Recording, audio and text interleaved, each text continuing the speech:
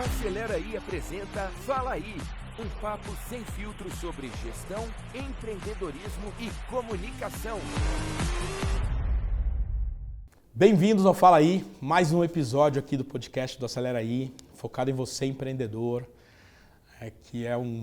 tenho uma honra grande hoje de fazer esse projeto, porque eu não canso de receber mensagem de empresários, empreendedores que escutam aqui o nosso conteúdo, compartilham e às vezes eu tenho a honra de receber um feedback falando: Alan, aquele assunto que eu peguei no podcast lá com o Cauã, com a Débora Seco, com o Alfredo, com o Nardon, com grandes empresários e artistas que já participaram aqui, ajudaram na solução de um negócio aqui meu. E essa é a nossa ideia, compartilhar conhecimento. Desde que eu comecei essa jornada de compartilhar o que a gente sabe fazer de uma forma muito franca, muito direta, muito prática, eu sinto que cada vez volta mais. Então, eu gosto muito de fazer, esse é um dos projetos que eu dou mais atenção. E hoje eu tenho uma convidada muito especial, divide lá, conheci através do G4, não tive a honra ainda de fazer nenhuma turma junto com ela, mas eu assisti um episódio do Extremos, que eu fiquei assim completamente apaixonado porque ela defende, pela tese que ela tem, tanto do negócio dela como ela. Fiz o convite, eu tenho a honra de ter aqui Maria Cândida com a gente. Obrigado. É um prazer, eu tô encantada, tô meio abestada ainda, tá? Vou demorar um pouco para voltar para a Terra. Porque a gente não teve a chance de se conhecer ao vivo, né, lá no G4. Então, nunca! E eu vou ser muito sincero contigo, Maria Cândida. O dia, eu gosto muito do Extremos, eu acho dos episódios ali... Aliás, eu gosto muito de podcast, porque o podcast hoje é uma forma de você consumir conteúdo bom no trânsito, no carro, na academia. Então eu viciei em vários podcasts, o Extremos é um que eu vejo sempre. O dia do seu episódio mexeu comigo. Que bom. Porque duas coisas. Algumas crenças que eu sempre tive, e eu estava sendo muito questionado, às vezes por sócio, às vezes pelo mercado. Você me falou, quando eu escutei você falando lá no Extremos, eu falei: nossa, eu não Você não está sozinho. Eu não estou sozinho. Então, você esquentou meu coração nesse dia. E aí eu quis te conhecer melhor, fui entender o que o teu negócio faz, não vou ficar antecipando aqui porque a gente vai discutir isso. E aí eu falei: nossa, tem um caminho ótimo aqui que já está alinhado com o que eu acredito. E eu comecei a entender alguns fundamentos adicionais. Dificilmente, se você pegar outros episódios, eu nunca me preparei tanto para um episódio, tá? Nossa, gente, que responsabilidade. Porque eu quero... eu imagino esse episódio, Maria Cândida, um grande legado para quem me acompanha. Porque você aborda aqui alguns assuntos que eu tenho certeza absoluta que são dúvidas da maioria dos empresários brasileiros. Então da mesma forma que você fez o Extremo ali de uma forma muito legítima, franca, eu te convido a isso hoje. Feito? Conta comigo. Então antes aqui de eu começar, eu queria que você... Eu não gosto de apresentar ninguém, eu acho que faz uma breve apresentação para minha audiência de quem é a Maria Cândida. Tá. E aí eu vou nessa câmera, certo? Você pode ir comigo ou na Com câmera, você. onde você quiser. Então nós vamos continuar aqui porque é um bom bate-papo. É melhor. Eu vou começar pela coisa que eu mais amo na minha vida, que é ser mãe da Duda e do Arthur, que para mim são a maior conquista, porque eu não ia conseguir ser mãe. Eu já quase não tinha óvulos, engravidar já não era mais possível. E Duda tem 9 anos, Arthur tem 5 e estão tocando fogo no parquinho. Acho que a segunda coisa é o meu marido, porque eu achava que eu não ia casar. Porque apesar de namorar pessoas legais, eu enjoava e a gente já faz 21 anos juntos. Olha que legal. Dito isso, todo o resto vem em segundo lugar. Claro, perfeito. E aí eu sou fundadora da People and Results há 2010, então são 15 anos agora. 15 anos de jornada. Eu venho de uma carreira de negócio para depois ser recursos humanos, para então chegar na consultoria e em paralelo com a sala de aula. Eu sou professora desde 2012 na Fundação Dom Cabral, depois no INSPER, tive um período de GV e entrei no G4 faz um ano e pouquinho. E é encantador essa mudança do executivo para o empresário. Né? O executivo eu vejo um cuidado, um pisar no... Sabe a coisa de tudo com muita escolha de palavra. Ele tem uma tendência a guardar a cadeira que ele senta, né? E aí o politicamente correto, e aí como é que vão me ver, e a minha imagem. E eu acho isso um pouco cansativo. Perfeito. Eu venho de uma família de homens muito fortes que vieram de grandes tragédias. E aí eu sempre sentei na mesa desses homens muito fortes e sem filtro, assim. Se você olhar, meu pai, ele é quase o Shrek. O meu avô, do lado da minha mãe, já muito mais educado, mas veio de muita pobreza e foi aprendendo, apanhando. E aí, quando eu entro no mundo corporativo, eu levei muito cala-boca, porque eu fui sem filtro. Eu fui numa conversa completamente despretensiosa. E sem ficar, vamos ver o ambiente, vamos ler o... Não fazia nada disso. Levei muito feedback, agradeço todos eles, que me ajudaram a ser menos... Como é que é a Fiona do Shrek? Mas o que eu vejo quando eu entro no mundo do empreendedor é, de novo, essa conversa aberta, de kimono aberto, sem filtro, sem dedo. Então, eu falo que é muito apaixonante quando eu tô com essa turma. Até porque, assim, aquele que todo mundo pensa e ninguém fala, lá fala. Lá fala, é isso mesmo. É bárbaro. É isso que me encantou também, porque eu sempre, ou fui esse executivo que você falou, eu tive um diferencial na minha carreira, que foi, eu não tinha nenhum medo de perder a cadeira.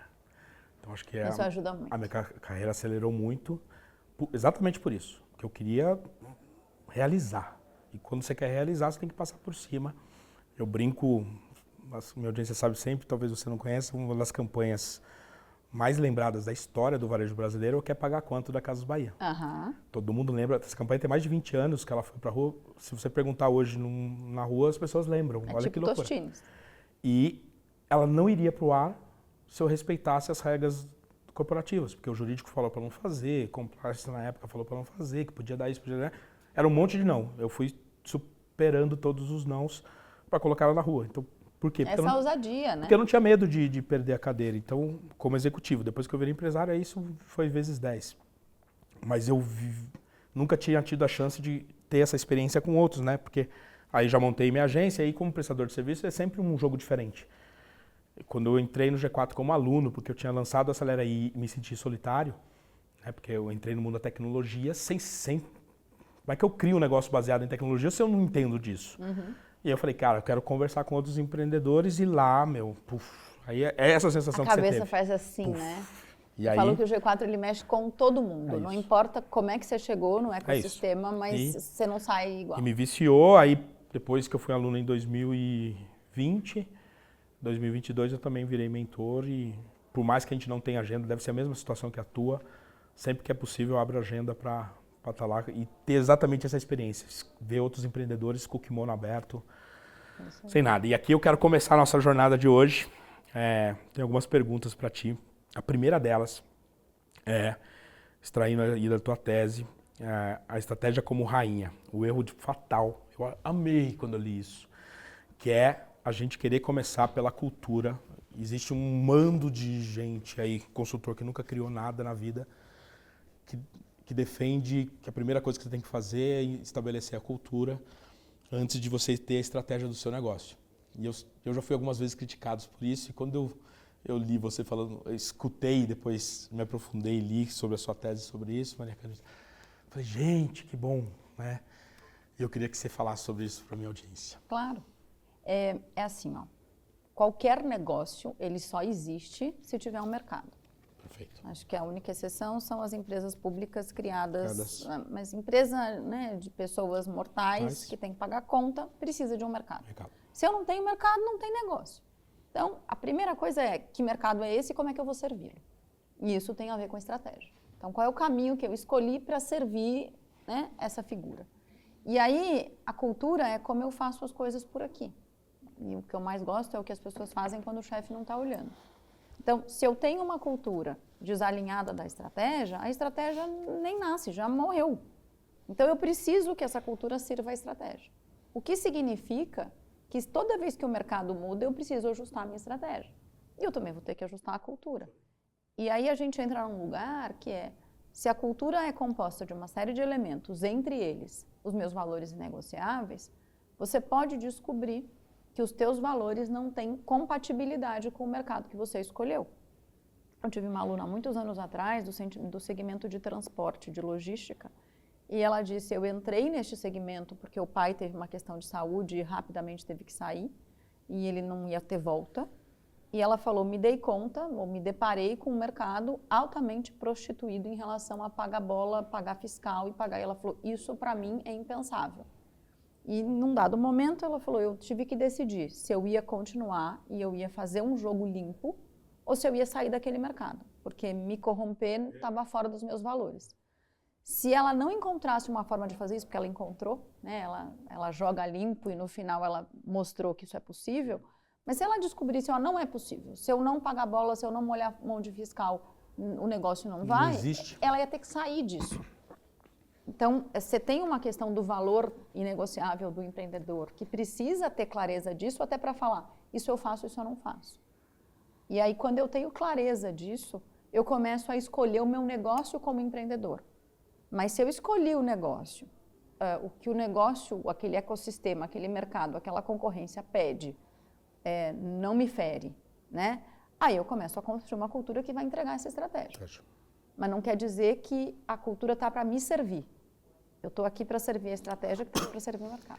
E aqui que está o ponto que eu vejo que tem... Não, as pessoas não estão errando, porque eu acho que trabalhar a cultura na empresa é fundamental para ela crescer de forma consistente. Mas eu vejo muita gente falando que a cultura é soberana e que ela tem que ser maior do que a estratégia. E aqui foi o brilhantismo da forma como que você aborda esse assunto.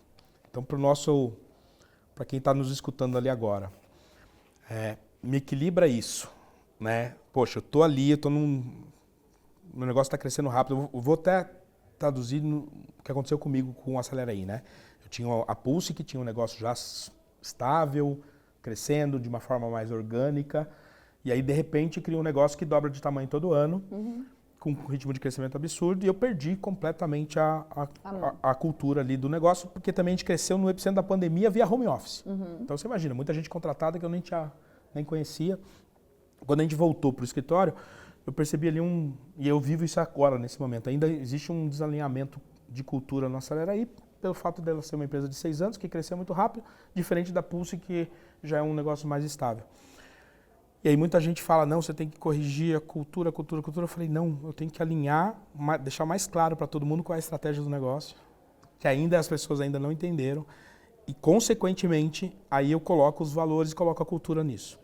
Porque eu tô certo ou errado? Você está certo porque é o seguinte, cara, por que a gente não pode pintar essa parede de cor-de-rosa? Não é porque eu não quero ou você não quer, mas é porque cor-de-rosa não está alinhado com o nosso posicionamento, que é o que o cliente precisa. Então eu começo a explicar o porquê de cada coisa da cultura a serviço da estratégia. Perfeito. Aí o cara pode dizer, tá, eu entendi. Você está dizendo que a tomada de decisão, por exemplo, não dá para ser top-down, que tem que ser mais participativa. Isso significa que vai demorar um pouco mais. Então, o que eu respondia para o cliente quando era top-down em meia hora, agora eu vou dizer para o cliente, olha, eu vou reunir o time e no final do dia eu te trago um retorno. Pode ser que o cliente fale, eu não tenho esse tempo. E você vira e fala, olha, então tomar decisão de forma compartilhada vai tirar uma celeridade que o cliente não está disposto, porque um diferencial nosso é tomar a decisão rápida. Maravilha. Eu estou disposto a fazer isso? Eu estou disposto a não consultar o time? Ou eu estou disposto a pensar uma maneira mágica de dizer o seguinte, cliente, não me dá até o final do dia, pensando que é 10 da manhã. Me dá meia hora. Pessoal, vem cá, vamos fazer pit stop de Fórmula 1 e vamos resolver. Pode ser que você vai encontrar maneiras de garantir que a tua cultura está sendo preservada, servindo o cliente, mas trazendo o time junto. Porque um complicador aí é, eu cresci. Quando você estava pequeno, era você numa sala, só de, assim, tô no telefone e tá todo alinhado. O crescimento gera uma morosidade natural, que antes se alinhava com 2, ou nem alinhava, fomos almoçar. Só de descer almoçando, cada um no telefone, você escutou o que está acontecendo com outro cara. Sim. Cresceu, vai ficando mais complexo, vai ficando mais lento, vai ficando moroso. E se você não faz esse momento de alinho o time, vai ficando desgarrado. Então, você tem que ter mais agendas de alinhamento de time, o que significa que fica mais lento. E aí, naturalmente, vai virando aqueles elefantes, né? Perfeito. E aí chega uma hora, que eu acho que é um ponto importante, que é, até onde eu quero crescer? Até onde eu quero chegar? Essa pergunta é boa. Porque, às vezes, o crescimento é um negócio do ego. Eu estou num negócio hoje, né? People and Results é uma consultoria que trabalha com cultura e carreira e potencial. A gente está com uma demanda, eu contei para você mais cedo, que eu dobrei o time e não estamos dando conta. Nós estamos agora gravando episódio em novembro, eu não tenho agenda até abril. E não falo isso, olha como eu sou maravilhosa. Não, eu estou pifando. Dito isso, até onde eu quero crescer? Eu quero ficar enorme? Quero ficar lidando com um monte de necessidade de alinhamento de time? Não, eu faço isso no meu cliente. Vou lá, ajudo, saio e vou para o próximo. E às vezes é assim, eu quero ser boutique. É uma decisão lá de trás. E talvez a decisão seja valorizar mais o tempo. Isso. Já que a demanda está grande. Já tem empresa que diz, não, eu quero crescer e o céu é o limite. Maravilha, você quer lidar com a complexidade que vem? É isso. E aí você vai lidar com uma outra variável, que é, eu sou o cara que fez do 0 ao 100, mas eu não vou fazer do 100 ao 1000. É outro perfil. Então, é menos quase que resposta binária, né? Certo, errado, bonito ou feio, e mais depende. Depende do momento, do perfil, do interesse, da vontade. Mas quando eu tenho clareza da minha estratégia, deixo ela clara para todo mundo, até para finalizar a tua pergunta, e aí eu explico como é que é essa cultura, principalmente dos inegociáveis, tá? A gente fala de 2 ou 3 valores, não mais do que isso. Tem uma pergunta sobre isso. Inegociáveis. Gente, daqui para cá é zona cinza e a gente pode discutir, discordar, fazer. Isso aqui eu venho lá do interior, né?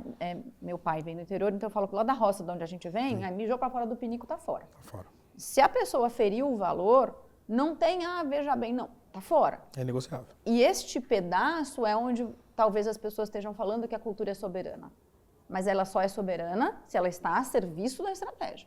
Se ela não estiver a serviço da estratégia, de que me serve ela ser soberana se o meu barco está afundando porque o cliente não me quer? Perfeito.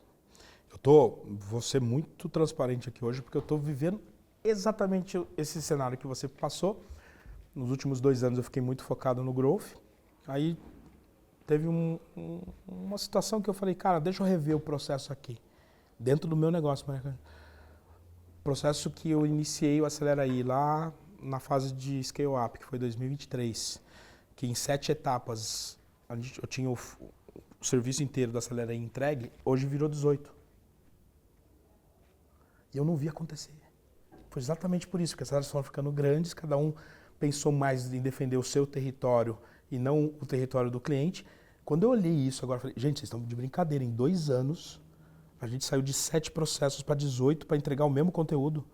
Aí ficou um olhando para a cara do outro assim, não, mas eu tinha que fazer, né? Não, peraí, cada um... Porque você vai especializando. E porque quem começou, normalmente, a subir e chupa cana. É isso. Né? É o tudeiro. E não estou falando tudeiro no sentido depreciativo.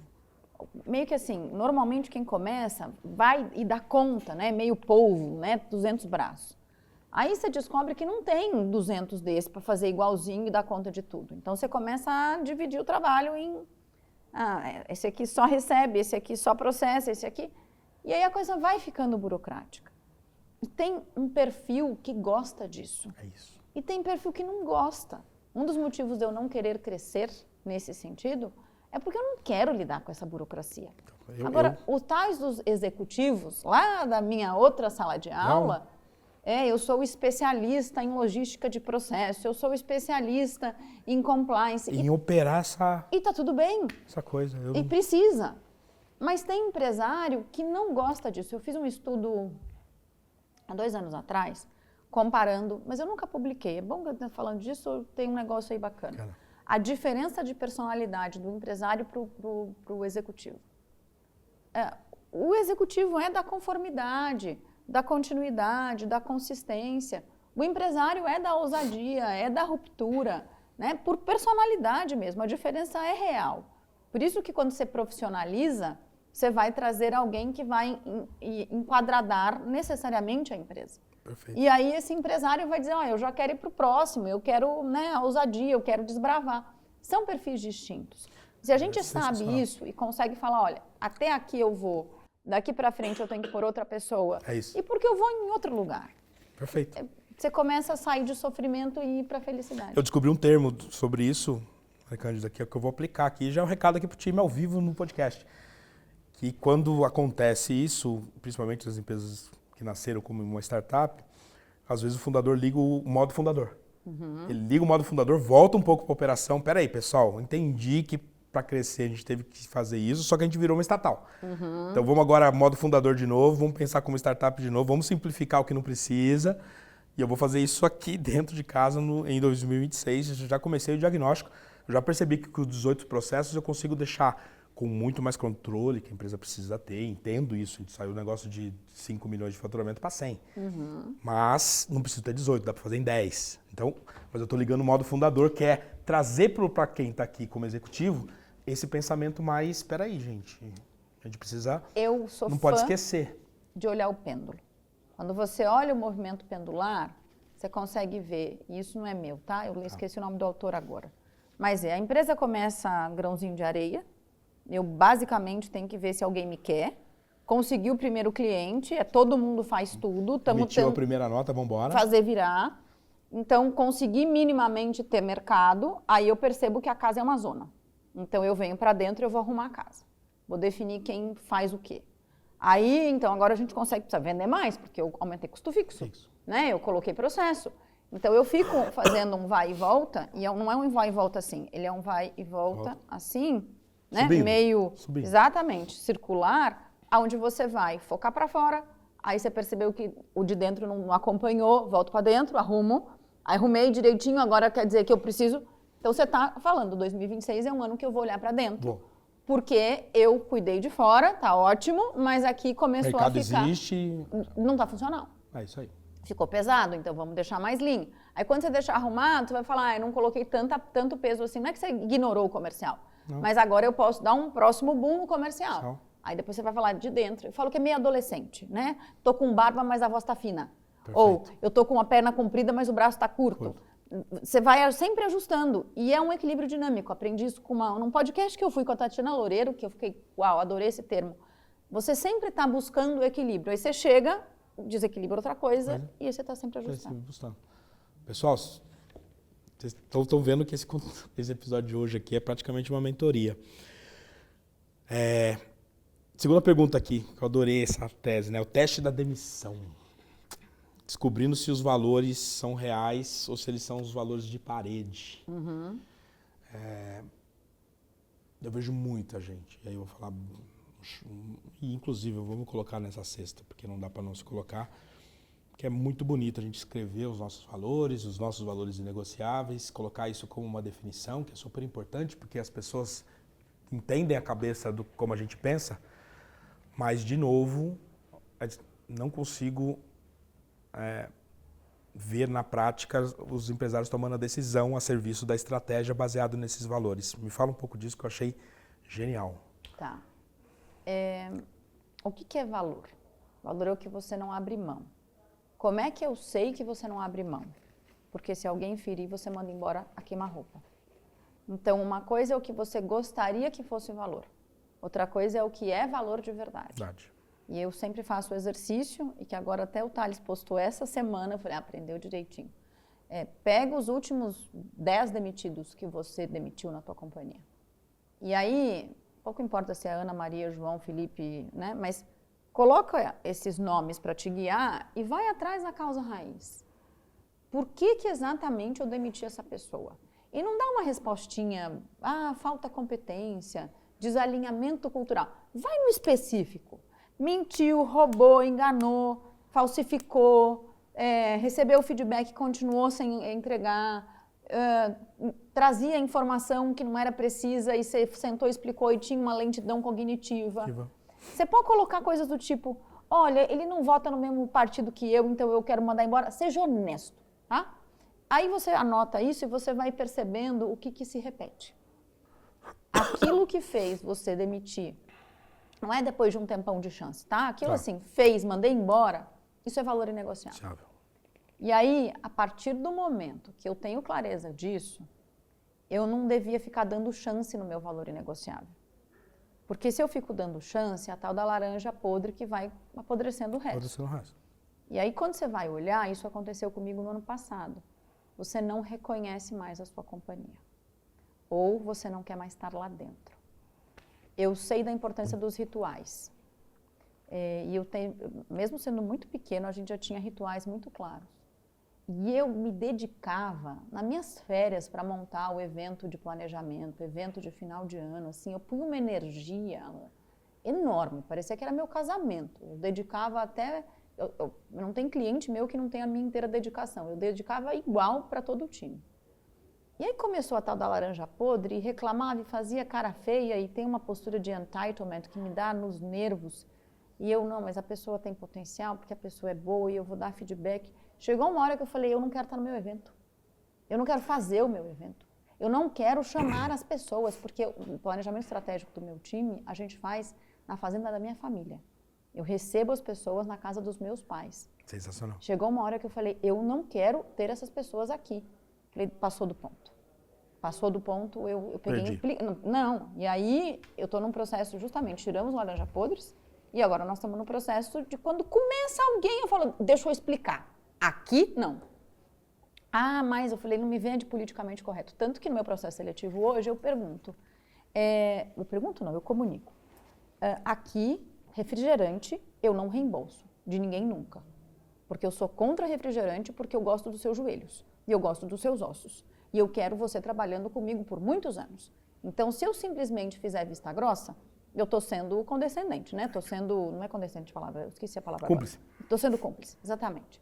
Então, eu estou te dizendo que aqui refrigerante não tem. É um problema para você? Porque se for, a gente nem continua o processo seletivo. E aí, quem não quer isso, já nem continua no processo seletivo. Lá atrás, com aquela história, mas veja, esse não é assunto que se traga, o que as pessoas vão pensar? Pode falar palavrão aqui? Pode. Foda-se. Eu vou dizer qual é a regra do jogo. Quer participar? Pior coisa é descobrir depois que entrou que tem umas coisas ali que a pessoa não gosta. Não, já conto antes. Você não é obrigado a estar aqui. Exatamente, não é escravidão. Vai ser muito forte, né? E, de novo, está sendo um boom aqui para mim, porque essa vivência do Acelerate tem coisas acontecendo que são exatamente atreladas a isso. E aí eu tenho uma pergunta pessoal minha para você, porque é muito difícil. Como é que um empreendedor consegue estabelecer, que eu estou tentando lembrar aqui os últimos processos de demissão, e o radar nunca é esse. O radar é sempre a performance, é a entrega, é o qualitativo da entrega. E eu nunca me lembro, há muito tempo, a gente tem muita gente aqui, você tomar a decisão de, às vezes, demitir um colaborador e também para contratar ele baseado nos valores do negócio. Isso é muito poderoso, né? O valor ele precisa ser o que a gente chama do primeiro pedaço. Então, se tem valor, se tem compatibilidade de valores, que é o tal do fit cultural, a gente continua a conversa. Aí eu vou olhar a parte de conhecimento técnico, né, a parte de repertório, e eu especialmente gosto de olhar a personalidade para ver se tem potencial futuro ou se a pessoa basicamente vai entrar e fazer aquilo para o resto da vida. Tá? Se você rompe o valor, não me interessa o resto, é tchau. É isso. Então, se tem fit cultural, a gente continua o processo seletivo. Se tem fit cultural, eu vou fazer processo de desenvolvimento, vou dar feedback, vou dar treinamento. Se não tem, não continua o processo seletivo e não continua na empresa. Tchau. É a tradução clara, a definição da tal laranja podre, tô certo?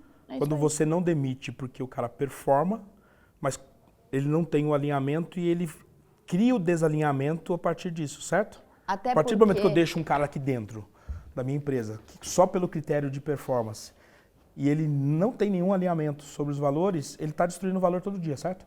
Ele destrói valor todo dia e ele é exemplo de que tudo bem não está alinhado com os valores. É isso. Porque ele continua ali. É isso. E normalmente as pessoas elas não gostam de ser sozinhas. Né? O ser humano ele é gregário desde o tempo da caverna, porque quem era sozinho não conseguia. E se ele entrega, ele é bom, ele tem a capacidade de agregar ali. Isso. Então aí, quem de alguma forma não tem essa maturidade de perceber que o cara é laranja podre, começa a se agrupar. E ele quer aglutinar alguém, porque aí ele se sente forte e poderoso. Ele não quer estar sozinho. Então, aquele cara que é contrário à tua cultura, além dele ser laranja podre, ele fica procurando gente. Ele, aquela coisa de aliciar menores. Eu vou aliciando porque eu não posso estar sozinho. Se eu ficar sozinho, é igual o fofoqueiro. O fofoqueiro só existe porque tem gente em volta do fofoqueiro querendo saber a fofoca. Se ninguém se interessar, ele meio que vai procurar outra forma de aglutinar a gente. Não. O laranja podre, ele aglutina com o veneno dele. E aí, quando você manda embora, normalmente por que eu não fiz isso antes? Cara, que delícia não ter mais essa pessoa aqui. Isso é uma bênção na minha vida. Sensacional. Mas eu entendo que num primeiro momento não é fácil. Não é, porque eu acho que a gente vive uma cultura da performance como primeiro nível de decisão. Né? E eu não estou dizendo que não é importante. Eu Não, não sou total. do abraço árvore, tá? Tem a conta também. para pagar. Mas a performance, esse cara é uma performance errônea. Porque ele pode estar te gerando um valor aqui e destruindo X vezes mais dentro do negócio. Eu tenho claro aqui a situação dessa. Então, fica um recado aqui super importante para ti, que é jogar com as duas balanças, né? Entender muito. Eu sei que é difícil, às vezes, no começo do negócio, principalmente, tem aquele... Eu já vivenciei isso. Você tem uma pessoa que no número, no resultado, está entregando, gera o valor que você precisa como um número, mas ele não acredita nos seus valores, não acredita na sua crença, não acredita no teu propósito, e ele destrói isso na tua base o tempo todo. Então, é muito importante. É um veneninho que você não se deu conta. E ele vai assim, enferrujando aqui, enferrujando ali. Aí quando você olha, fala, cara, meu alicerce está corrompido. E tem que encarar de frente. Uhum. Muito bom. Uma outra questão muito forte que eu aprendi contigo, não sei como se pronuncia, Label. Olha que tese importante, 50% dos executivos não deviam estar liderando. Desenvolve isso um pouquinho aqui comigo, porque eu achei isso de um poder absurdo. O Label é uma ferramenta suíça, a ferramenta não é minha. Foi desenvolvida por um grupo de cientistas, pesquisadores na Universidade de Lausanne, na Suíça. Um deles trouxe para o Brasil em 2003, e aí ele chegou na Votorantim Cimentos, que era a primeira empresa que ele estava vendendo, eu era trainee. Eu estava há 2 semanas de fazer meu mestrado. Walter Schalka, você chegou a conhecer ele? O Schalka foi presidente logo na sequência. Isso, ele é meu vizinho de praia. É? Gosto muito dele. Um abraço, Walter. E aí, o que aconteceu? As pessoas entravam na salinha com o tal do suíço que mal falava português. Era a gente fala que é portunhol, né? Como é que fala francês com português? Dá uma mistura ali. Era isso que ele falava. Minha esposa fala francês fluente, mas não... E aí, as pessoas saíam da salinha com ele e falavam assim, cara, ele é um bruxo. Ele tem uma bola de cristal. Não é possível que esse cara falou a meu respeito. É impressionante. Falava para mim, eu dizia, interessante, eu estou indo para fazer o mestrado e não prestei atenção. E aí fiz mestrado, 1 ano e meio no COPEAD no Rio, depois 6 meses na Holanda, volto para o Brasil e assumo a operação de um negócio que tinha vindo do 0 ao 300 mil em processamentos, que era a métrica de operação do negócio, em 7 anos, e estava despencando na mesma velocidade, porque tinha um turnover de 60% ao ano. Uau. Numa empresa de serviço, isso é fecha a porta e vai embora. Fecha a porta e vai embora. E eu entrei para ser a head de RH, com reporte para o CEO, onde não tinha nenhuma métrica de nada. Então, eu precisava criar indicador, competência, avaliação, feedback, treinamento. Só que eu tinha todo dia 6 pedidos de demissão. E a história é assim, eu tenho um supervisor pedindo demissão, eu tenho 3 analistas sênior. Quem que eu promovo? É no vento? É quem é bom de garganta?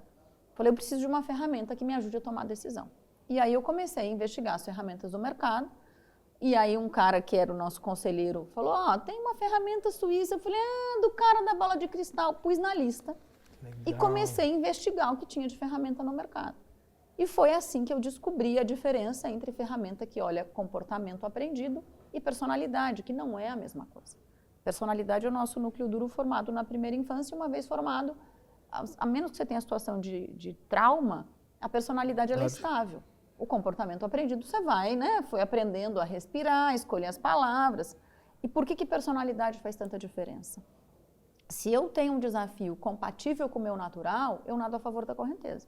Se eu tenho um desafio que vai na contramão, por mais que eu me esforce, aquilo lá vira sempre um peso. Quando eu penso na minha carreira, eu tenho um acidente de quase morte, que eu tive problema de memória, enfim. Eu era trainee na Price. A Price é uma má empresa? Não, ela é maravilhosa. Eu é que não tinha o perfil para ser auditora. E aí, quando você vai olhar, eu estava aprendendo tudo? Estava. Eu era feliz? 0. Então, quando eu aprendi o comportamento, mas aquilo não é compatível com o meu DNA, como você quiser chamar, o trabalho vira um peso, Segunda-feira é o pior dia da semana. Sexta-feira vem em mim, pelo amor de Deus, porque eu odeio o que eu faço. E quando eu tive esse acidente de quase morte, eu entendi que a gente precisa escolher desafios que, por mais que eles sejam provocadores, mas eles têm que ser inspiradores. Porque tem a ver com, tem match com quem você é. E aí eu fui entender que as ferramentas, por exemplo, são altamente manipuláveis. Você não sabe se a pessoa disse o de verdade ou se o label consegue ver isso. Olha. As ferramentas são simplistas, elas vão de 4 a 30 características, o label me traz 102. As ferramentas olham um modelo psicológico, o label combinou 15, ele não inventou nenhum, ele pegou 15 super robustos e combinou para chegar nos 102 traços. As ferramentas são de tipo, que basicamente se você está um pouquinho para a direita ou muito, direito para cá, né? Um pouquinho para a direita ou muito para a direita, ele cospe o mesmo relatório. Claro, uma ferramenta de traço, ele vai olhar a especificidade do teu resultado. Então, você começa a ir para uma profundidade de mapeamento daquele indivíduo para poder chegar e dizer, olha, você está trazendo, tem potencial para isso e ponto. Tem potencial para isso e para mais. E aonde é mais? E aí, quando a gente chega naquele recorte que viralizou e essa loucura toda, é porque a gente foi medir as características essenciais para qualquer tipo de cadeira de liderança. Não interessa se é supervisor, coordenador ou gerente, se é marketing, RH, tem lá 3 clusters que são fundamentais. E quando eu fui olhar, 50%, e aí eu acabei de aumentar essa base de estudo, a gente chegou em 51% para ser bem preciosista, dos ocupantes de cadeira de gestão, de supervisor até diretor, nunca deveriam estar na cadeira. Uau. E não é que vai treinar e daqui 20 anos, não, eu estou falando de núcleo duro, não estou nem falando se ele está preparado ou não, mas o alicerce da construção não suporta os desafios. E a gente lança na segunda-feira a próxima edição do Observatório de Liderança, a primeira edição veio esse recorte, com alguns outros, mostrando como é que o fato de você colocar na cadeira está repercutindo em burnout, em depressão e repercutindo em todo o derretimento do lado emocional. Fica infeliz. Derretimento do lado emocional. É muito triste, na verdade. Impressionante.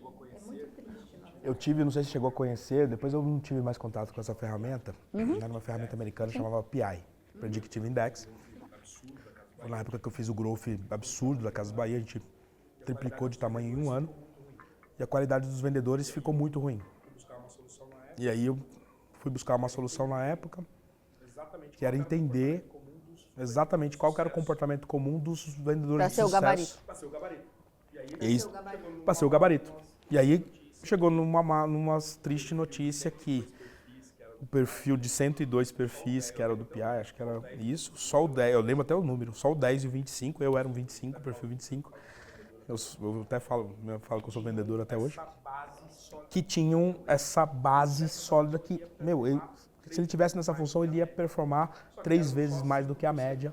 Só que eram só 5% dos candidatos que a gente ia entrevistar que tinha isso. E aí, na época, a gente teve que fazer uma segunda conta que era, então, quais são os perfis secundários que eu posso desenvolver para chegar perto desse perfil ideal. E aí, o meu universo foi para 30% dos entrevistados. Mas foi... E o fato de eu ter... E foi muito novo isso. Imagina que eu fiz isso em 2000. Estava começando. Foi transformador, porque eu consegui ter uma equipe muito mais homogênea na época. E eu tô me chibatando aqui porque eu não faço isso hoje. Com o meu próprio negócio. Nesse episódio aqui tem um monte. Aqui, essa você já respondeu durante. Eu queria que você entrasse um pouquinho. Eu sei que aqui é rápido, mas eu queria inspirar. E provavelmente vai ter mais gente querendo falar contigo depois. Mas na tese das 5 camadas, a importância, né, dos detalhes, né, da vaga da garagem, da posição dentro do escritório, como que isso também reflete na cultura, mas o que é o mais importante dessas 5 camadas, na forma, eu sei que aqui a gente está muito rápido no podcast, mas para deixar a nossa audiência aqui inspirada em conhecer mais. As 5 camadas é a forma de organizar o que a gente chama dos vários elementos da cultura, né? É uma forma que o Hofstede, um holandês, que foi uma grande referência, a principal referência em organizar e estruturar a cultura, ele organizou, né? Quando a gente olha para o mais importante, tem a ver com o que a gente chama das 3 alavancas fundamentais. E aí, Nessa hora eu sempre ganho tomate, então eu falo, deixa eu acabar a frase. A primeira, aí você vai falar, mas a gente já falou sobre isso, mas é aqui mesmo. É a seleção dos iguais. E não do ponto de vista demográfico, mas do ponto de vista de negociáveis. A segunda é a promoção dos aderentes. Então, quando eu promovo um cara que é muito bom com o time, mas ele estoura orçamento, eu estou comunicando sem falar uma palavra que orçamento pouco importa, né? O resto a gente passa por cima, desde que você cumpra o primeiro quesito. E a terceira é a demissão dos inaceitáveis. Se eu faço essas três coisas, aí eu vou para esse monte de sutileza das camadas, até porque eles estão na camada das práticas, e eu começo a ver o que está conversando e o que está atrapalhando. Eu estou falando de uma cultura de colaboração, por exemplo, mas cada um está fechado na sua sala. Eu estou falando de uma cultura de colaboração, mas cada área tem um crachá diferente ou um uniforme diferente. Eu estou dizendo que todo mundo é importante, mas a vaga da garagem é de acordo com o cargo. Eu estou dizendo, seja o que você quiser, tá? Quando eu falo uma coisa, eu desejo uma coisa, e a roupagem física, a forma de tomar decisão, o jeito que as pessoas se comunicam, a maneira de lidar com discordância, fala ao contrário disso, pouco importa o que você está dizendo. Isso. É como você está se comportando e como é que o ambiente está comunicando. Então, quando você contou para mim, né, olha, até às 9 da manhã a gente se junta, depois disso é cada um cuidando do cliente, você tem fisicamente a prova disso e o movimento corporal e o movimento das pessoas, você está vivendo isso. Agora, imagina que você fala, cliente é muito importante, mas vocês ficam todos juntos, presos no aquário, 70% do tempo, discutindo burocracia, ego e puxação de saco. Sim. E 10% fica com o cliente e quando você sai fala, porra do meu cliente. Caraca, não bate.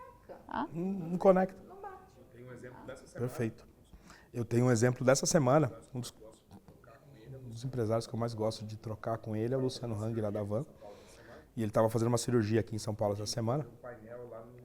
E eu tinha ido fazer um painel lá no RD Summit pro Canva.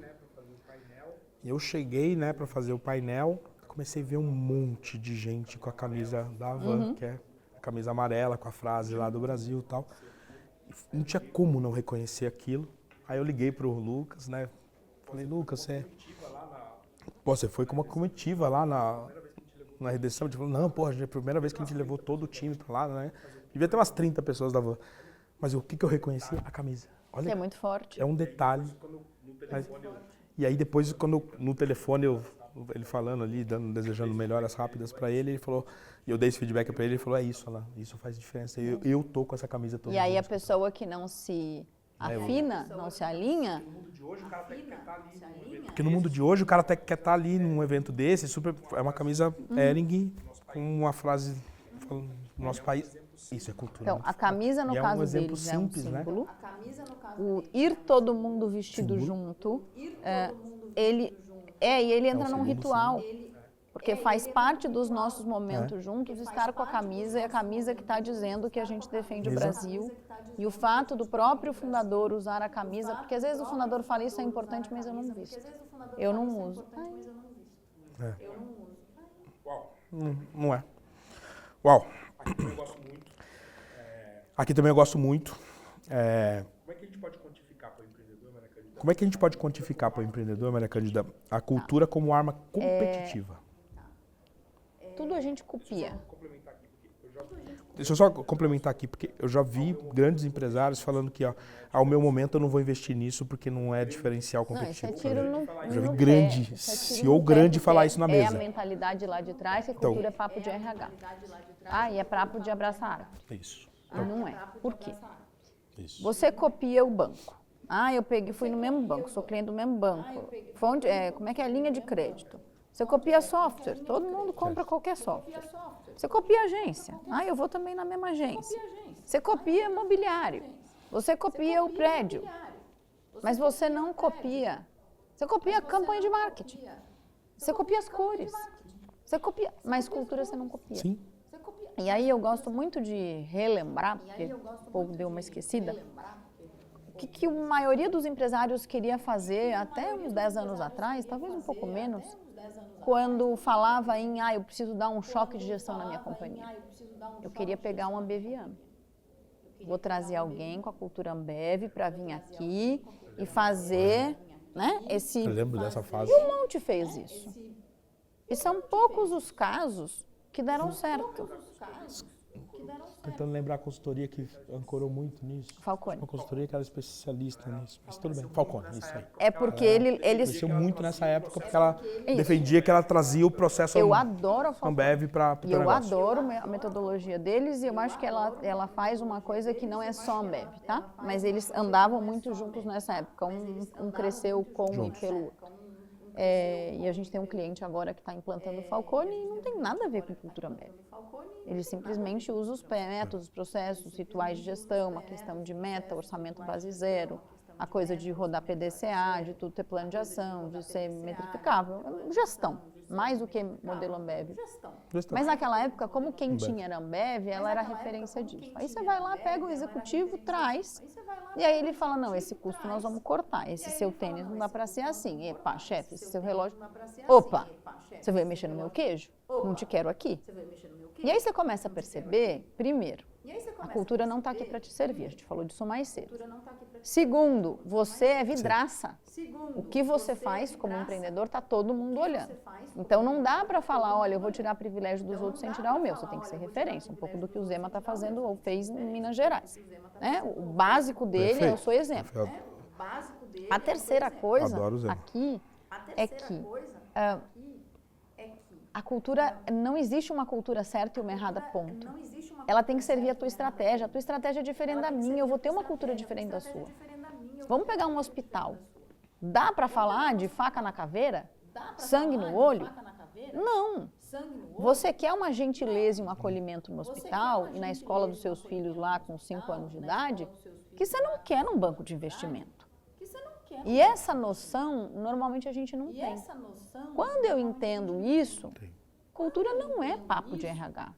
Tanto que a formação que eu dou em gestão de cultura, para aprender a fazer diagnóstico e fazer gestão, dentro da People and Results, e o sprint que a gente faz para empreendedor dentro do G4, são soluções que quem tem que estar lá é o empreendedor. É o executivo, é a liderança alta. Se quiser trazer o RH junto, que bom, faço, recomendo. Mas a pergunta que me fazem, eu devo trazer o RH? A resposta que eu dou é, o teu RH é abraça árvore?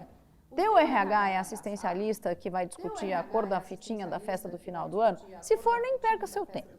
Agora, se é um RH porreta, que entende de negócio, concorrência, mercado, cliente, discute estratégia de igual para igual, pode trazer. Porque aí ele vai ser aparelhado, você está aparelhado junto e aí não tem para ninguém. Então, sim, se você não cuida da cultura, você está pegando a única coisa que te distingue para sempre do teu concorrente e negligenciando. Perfeito. Nossa, um boom aqui na cabeça. Eu não vou conseguir fazer todas as perguntas, a gente já está faltando 10 minutos. Tenho a última aqui sobre as perguntas, depois eu tenho o meu roteiro. Eu só vou conseguir fazer o roteiro tradicional em 10 minutos. Tá bom. Os sinais, uma coisa que me chamou muita atenção, também eu estou vivendo aqui, os sinais silenciosos da diluição cultural no teu negócio, porque às vezes você faz uma pesquisa de clima, você faz um diagnóstico, no dia a dia aqui todo mundo, quando você passa na frente, está todo mundo feliz. Mas como é que o empreendedor ele tem esse diagnóstico desse sinal silencioso do colapso cultural do negócio dele? Que é a minha sensação, tá? Eu estou trazendo essa pergunta porque eu tenho essa sensação hoje, que pelo fato do crescimento ter sido muito rápido, por eu ter saído um pouquinho da linha de frente, ter focado muito no ambiente externo do projeto e deixei o lado de dentro um pouquinho não tão prioritário. Porque você lembra, você foi para fora, agora você está vendo que tem que voltar para dentro. É isso. Mas eu não acordei. Eu acordei depois. Como é que eu consigo ver? E quando eu li sobre esse assunto do sinal silencioso do colapso cultural, eu falei, cara, eu poderia ter enxergado isso antes. Como é que a gente ajuda aqui, quem está me assistindo, a identificar esse colapso antes do tempo? Vamos voltar para os valores. Tá? Começa lá. Perfeito. Então, quais são meus 2 ou 3? Tá. Aí pega a lista, se não tiver muita gente, pega a lista dos seus mais próximos, depois você vai chegar até a ponta. essa pessoa aqui vive os valores? Eu tenho dúvida. Pessoa 2, vive os valores? Eu tenho dúvida. Se você olhou 20% das pessoas e na maioria você tem dúvida, virou laranjada. Eu falo que suco de laranja não tem água. Laranjada é quando a coisa vai ficando aguada, você vai pondo água. A diluição da cultura tem um pouco disso. A cultura era tangerina, né? Ali super concentrada. Fui crescendo, não prestei atenção, vai diluindo, porque a minha barra de entrada vai ficando... Cara, contrata, cadê a pessoa? Eu estou aqui em cooperação, preciso de gente. Né? Como é que o RH não me manda gente? Eu tenho aqui 10 currículos. Mas, normalmente, quando você cresce com muita consistência cultural, você cresce mais devagar. Porque para você pôr alguém para dentro, cara, se não passar em todo o crivo, eu não trago. Então, você tem uma coisa do que eu vou abrir mão.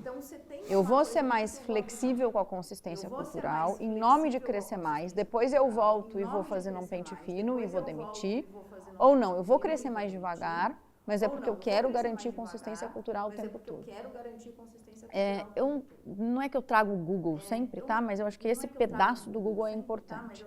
Se você olhar os vários primeiros anos do Google, eles tinham para qualquer vaga 8 etapas de entrevista. Por quê? Para garantir a consistência cultural. A Amazon também fazia a mesma coisa. À medida que eles foram ficando muito grandes, isso não era mais possível, e aí foi diminuindo e a consistência cultural vai caindo. Então, vem a história de novo, até onde eu quero crescer. Eu quero abrir mão ou não quero? Custo do crescimento, né? O que para mim é inegociável? E eu vejo muito de um movimento de permissividade no mercado de maneira geral, o nivelar por baixo, o coitadismo. Então, uma coisa é você ter um problema. Lá atrás você não podia falar de problema. Você não podia falar que você estava com depressão, ansiedade, tristeza, síndrome do pânico, nada disso. Agora todo mundo pode falar, que eu acho ótimo. Mas não use isso como uma justificativa. Para mim é o seguinte, você está com problema de qualquer uma dessas naturezas? Que bom que você confia em mim para trazer, fico feliz que você esteja olhando para isso. Mas você está cuidando? Ou simplesmente você está usando tipo bolsinha tiracolo e dizendo, eu sou ansioso, então pronto, tenha paciência comigo. Cara, tem tratamento.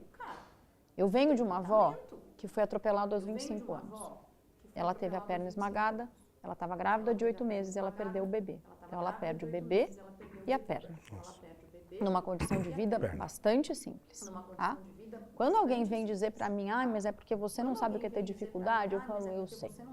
E eu vi a minha avó, mesmo com tudo isso, ser até o último dia da vida dela incansável em aprender, em trabalhar, se superar e ajudar os outros. Então não é sobre o limão que a vida te deu, é a limonada que você fez. Eu vejo um lugar para o coitadismo, eu nem sei se essa palavra existe, que lá atrás não existia. E eu acho que o coitadismo está levando a uma geração muito fraca. Gente que qualquer coisa se melindra. E aí quando você vai ter uma conversa mais dura, o povo já, não quero. O que eu estou vendo agora, a gente vai falar sobre isso na segunda-feira, os canais de compliance e denúncia, agora eu mando tudo para lá. Em vez de eu ir lá e ter uma conversa segura, séria, firme com você, eu vou lá. Os canais de compliance não levam quase mais nada a sério, porque é um monte de melindramento. Aí o cara fala, o canal de compliance não me escuta. Será que não te escuta? Ou não é para você levar lá? Não é para você levar a denúncia pesada. Mas é porque o cara falou de forma mais dura. Desculpe. Gente, nós estamos aqui como adulto ou um monte de criança? Então, nessa lógica toda, quando a gente olha para essa permissividade, né, e tudo eu tolero, e tudo eu compreendo, e tudo você tem que pensar 2 vezes, e vão me cancelar, e o que vão pensar de mim? A sua cultura vai diluindo, e ela vai ficando fraca. E aí você olha para ela e fala, não me reconheço mais. Eu sei que o Thales é bastante polêmico, mas eu adoro o fato de que ele é absolutamente sincero. Se você quer estar lá... Autêntico. Exatamente, essa é a regra do jogo. Mas ele é aquilo. No meu ponto de vista, quando você vai sair do... porque ele falou isso, eu não concordo. Tá, mas... então eu cancelo ele. Vai estudar o que ele estudou. Eu tiro o chapéu para ele com muita frequência. Quando você sai da primeira frase, eu não gostei. Pergunta para ele por quê. O embasamento dele é de uma profundidade que eu vejo pouquíssimas pessoas. E tudo bem não Mas concordar. tem argumento. Mas eu acho esquisito. É isso. Sim, eu sou apaixonada por aprender. Quando a minha vida começa a diminuir o nível de aprendizado, eu quase que assim, tá muito sem graça. Falei, bom, se eu não posso conversar com quem eu conheço, como é que eu vou fazer isso? A partir disso, eu comecei um processo de investigação política e econômica, comecei uma pós-graduação no Instituto Mises para aprender sobre escola austríaca, para aprender sobre anarcocapitalismo, libertarianismo, mainstream de economia. A partir disso, criei um curso dentro da Fundação Dom Cabral, uma disciplina para os cursos executivos, falando de comunicação em mundo polarizado. Por quê? Porque eu percebi que por preguiça ou por comodismo, a gente não sabe falar sobre temas polêmicos. E a gente simplesmente fala, tema polêmico, eu não me envolvo. Só que quando você não se envolve, que não é eu estou aqui para convencer você do meu ponto de vista, quando eu não tenho a capacidade de me conta e deixa eu entender, e a humildade intelectual para isso, eu me mantenho com a capacidade menor que da IA. E como é que eu vou fazer frente num mercado se eu não tenho variável para ter pensamento crítico? Repertório, senso crítico. Pois é.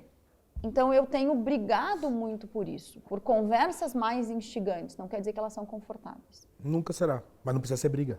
Não, é aumento de repertório. É isso. Tem um cara chamado Augusto Townsend, um peruano, que foi por ele, por um TED, alguma coisa, TED Talks que ele fez, que eu comecei a ver qual era o caminho, o começo da saída.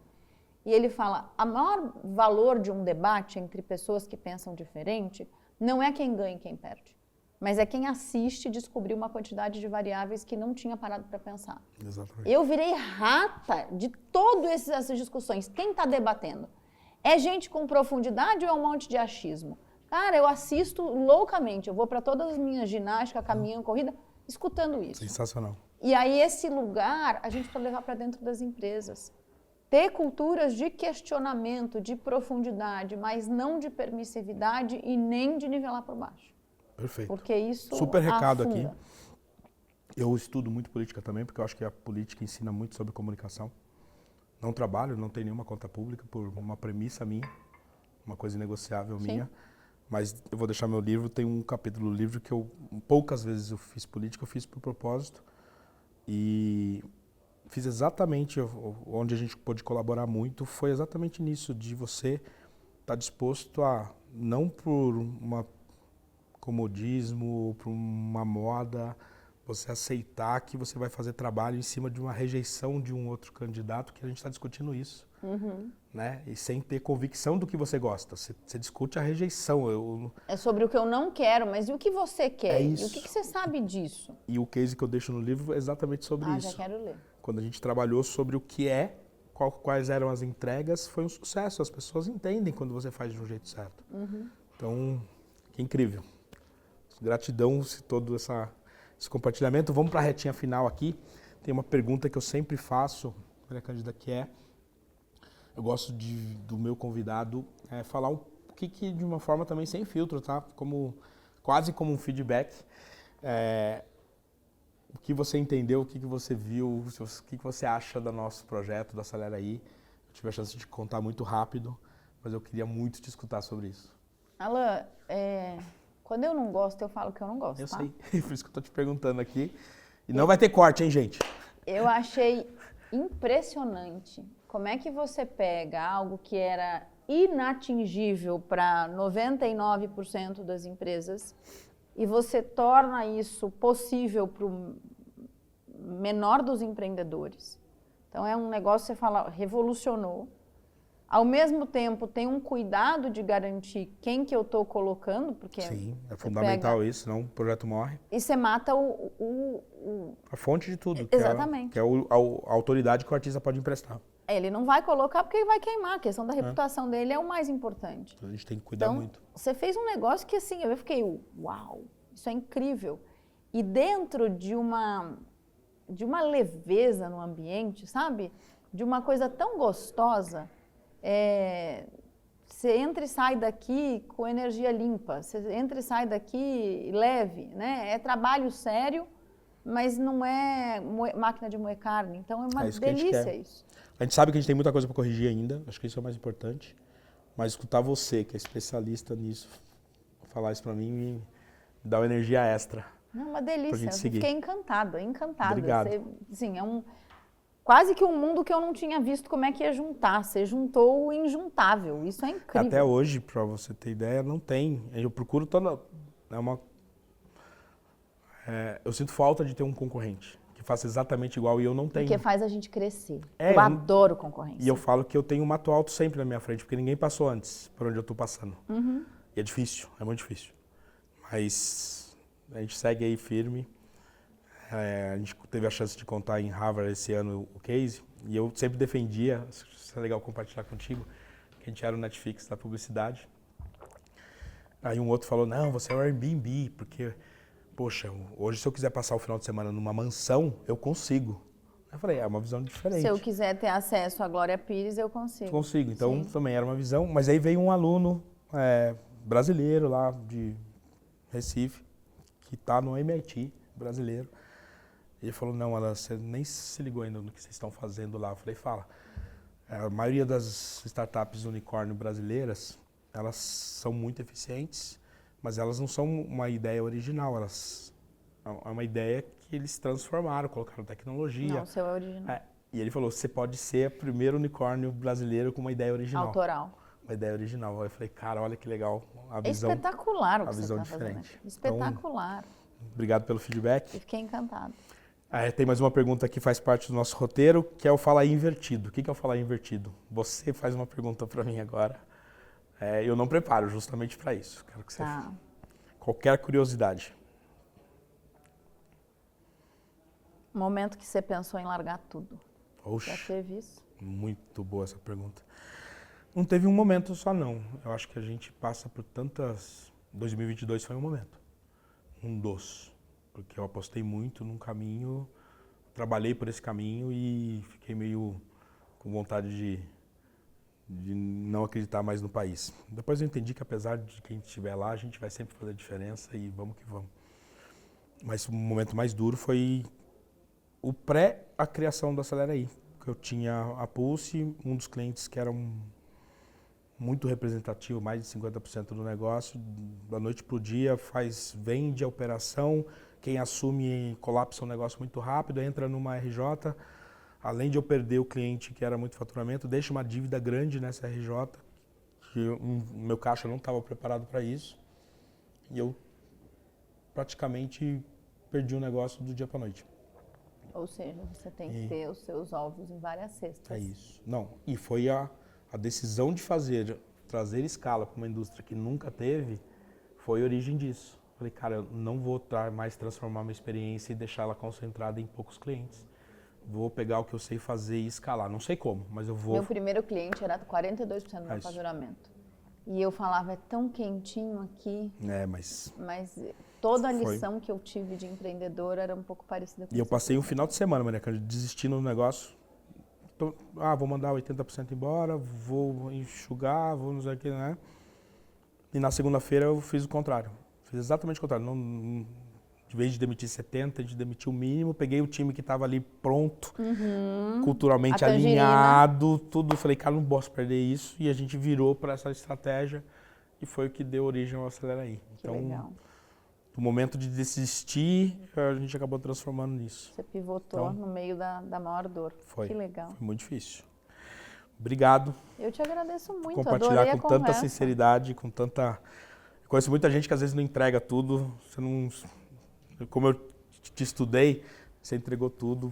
A audiência, muito rico, pessoal, que a Maria Cândida fez com vocês hoje. Eu queria muito que você deixasse como que as pessoas podem te acompanhar, te seguir, e quem está escutando quiser saber mais sobre o negócio contigo, entrar em contato contigo, como é que eu te encontro? Tá, acho que tem o nosso site, né, peopleandresults.com.br, Instagram é mariacandida.peopleandresults, LinkedIn Maria Cândida Balmer com o Azevedo. Eu acho que tá bom já, né?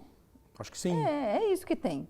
E aí tem o time todo, a gente tem várias... Se o cliente for do agendas. Acelera aí, se ele quiser mandar uma mensagem ali, ó, sou do Acelera aí, escutei o Fala Aí, eu vou te provocar aqui, é minha função, A eu gente sou um tem- vendedor.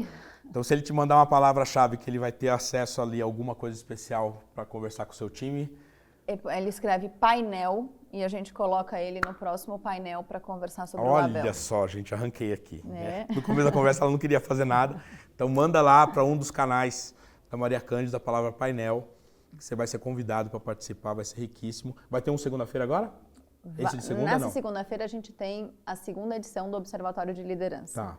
E aí ele é quando a gente traz os recortes inéditos, mostrando como é que é a verdade dos executivos e quais são as tendências de liderança para 2026. Esse evento é aberto? Aberto das 19 às 20h30 Mas eu no vou- nosso canal do YouTube. Esse eu já vou estar lá.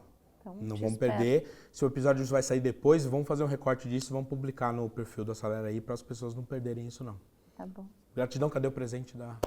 Ainda ganho presente? Óbvio. Eu tô muito mimada, gente. Que é sempre com muito carinho, uma lembrança Obrigada. para você não esquecer. Ai, Eu sei que que você já participou de lindo. vários. Que lindo, gente. Tem aí esse troféuzinho para você não esquecer que você participou aqui do Fala Aí. Adorei.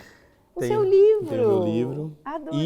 E eu acabei não te contando, eu trouxe essa revista para o Brasil junto com o Cauã e o Luciano Ribeiro, que são meus sócios. A Esquire é uma revista uma marca, né, tradicional dos Estados Unidos, nasceu em 33. Hemingway começou a escrever Super nela bonito. Nossa. e é uma revista masculina que tem a ousadia de fazer uma revista impressa para falar só com o público masculino no Brasil. E com uma qualidade editorial absurda. Eu tô impressionada. Vou deixar de presente para ti também. E o teu livro, adorei, gente. Adorei tudo. Obrigado, Muito gratidão. obrigada.